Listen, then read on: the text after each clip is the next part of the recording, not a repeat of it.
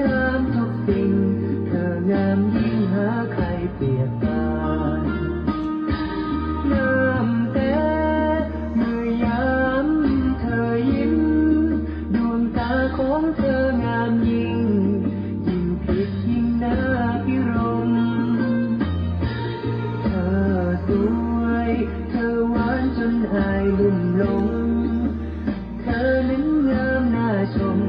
งามเกินล้ำคำพันนานากิริยา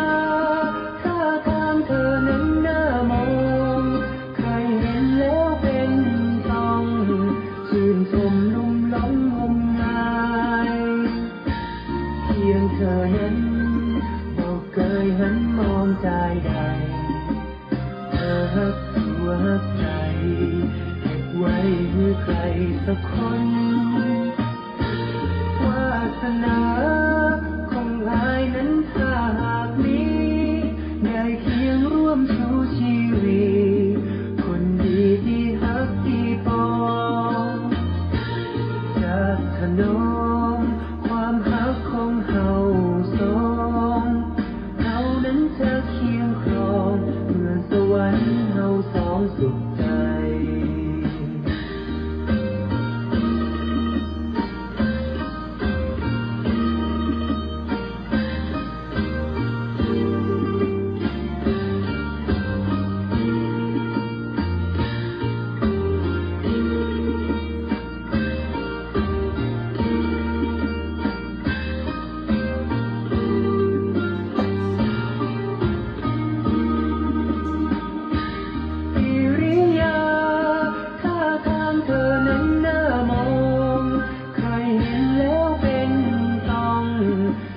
ชมลุ่มหลงงมงา